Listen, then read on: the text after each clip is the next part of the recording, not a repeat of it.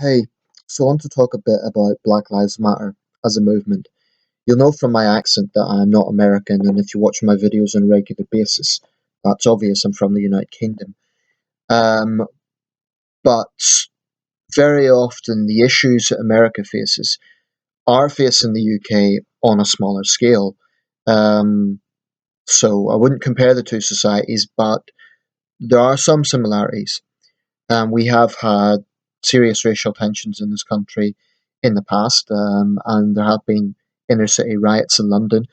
Similar issues, police brutality, black relations with the black community, and so on. So, as a nation, we're not entirely detached from what is going on in America, although I would argue the situation in America is a lot more intense.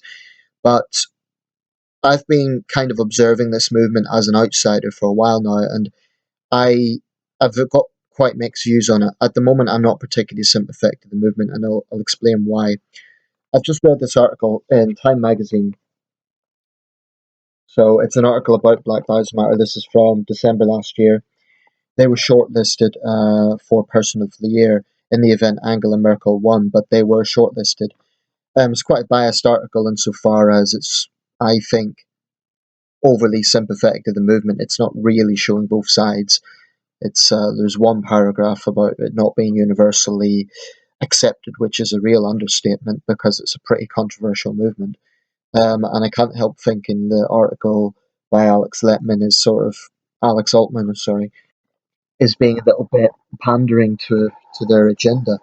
Um, Here's the thing: when Black Lives started about 2 or 3 years ago, I was very sympathetic to some of the core issues they were bringing about, and I still am actually.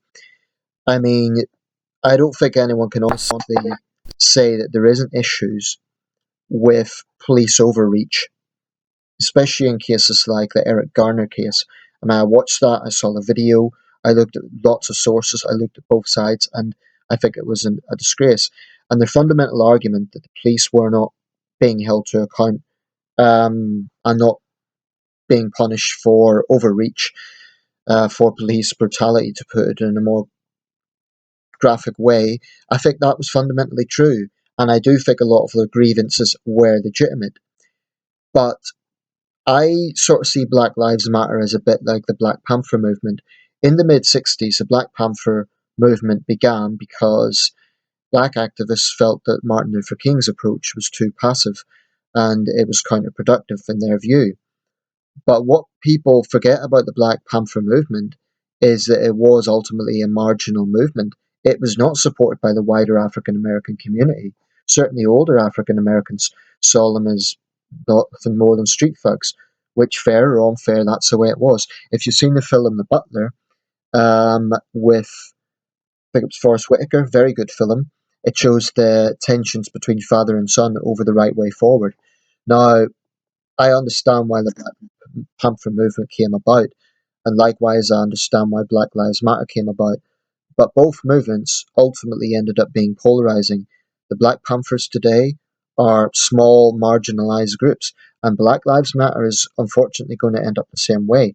I say unfortunately because I do think some of the grievances are legitimate. But here's the thing: when any protest movement, and applies to radical feminism as well, or any other sort of protest movement, when you get to the point where you're marginalizing, polarizing wider society rather than getting people to be sympathetic, then it's just self defeating.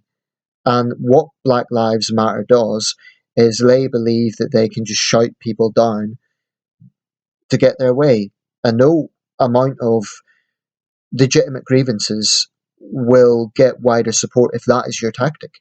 So, for example, blocking off airport runways when people are trying to get home for Christmas, shouting down anyone that disagrees, surrounding them in big groups. There are bullying tactics that Black Lives Matter uses. And, people will say, oh, well, you're a white guy, you don't know what it's like. But the thing is, I know for a fact, not every African American supports this movement. And I think there's quite a large number of African Americans, Black Americans, who feel almost embarrassed by the sort of tactics that they're using. Um, I mean, you have to question a movement when they even vitriolically attack very politicians that would likely support them. Liberals like Bernie Sanders and Martin O'Malley. I mean, that's ridiculous. These are guys who actually are trying to listen to your cause. What do? You shut them down. So they cannot see that it's just stupid approaches that they are taking. I don't think Black Lives Matter really wants dialogue. I don't think they really want anything except their own way, which is not the way to go about something. You know, they're not going to get wider sympathy. I've just watched a debate on CNN. I guess it's from a few years ago on YouTube with Don Lemon and a black police officer, a white police officer, and a Black Lives Matter leader.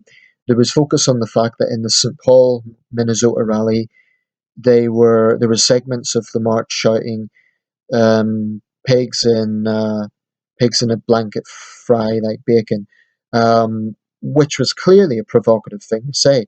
Now, what this organizer said was, "Oh, well, you're taking one segment from a 4 hour march." Unfortunately, even if most of that was peaceful, the media will pick up on that, and that's what they need to understand. And the fact that he refused to condemn that, just he could have taken responsibility there and said, "We want this to be a progressive movement, and I want to distance myself from what they said. I don't approve of it." He could have said that, but instead he just dismissed it, and I think that's misleading. By the way, this article is misleading. It says at one point, and I'll quote this. Um, duh, duh, duh. Yeah, apparently the movement itself even squabbled over the name Black Lives Matter. But at one point it says that it's sugar, I've lost it now, but they're saying that the movement has never advocated violence. Well, that's categorically not true because those individuals in the march clearly did. And you could say it's a few individuals, but if the organisers of Black Lives Matter won't rein in the more extreme elements, the movement as a whole is going to be seen in that light. Now, to be fair, the guy said that there were people in the New York Police Department who were saying we can breathe. If that's true, that's equally wrong, and it should be condemned. And regarding police accountability, I think things have improved slightly because there are police officers being arrested on charges of murder. I staunchly believe that in a democratic society, everyone should be equal before the law. I don't think that law enforcement should have special privileges, but there's aspects of black movements like this that will not take responsibility. Why, for example, will they not condemn black crime? Why will they not condemn the fact that there is segments of the African American community engaged in gang behavior? It's constantly pandering victimhood will not get wider support. There was actually a police officer, I saw a video about this, black police officer, who said that he found it tragic that there was a drive-by shooting and a child was caught in the crossfire. Yet you don't see mass protests from the likes of Black Lives Matter over that. You'll see mass protests over someone being shot by the police, but you won't see mass protests over black on black violence. Why not? I think that's a legitimate question. So I do think there's definite hypocrisy within the movement because they're pandering to a victimhood ideology, yet they're ignoring that a lot of this comes from responsibility.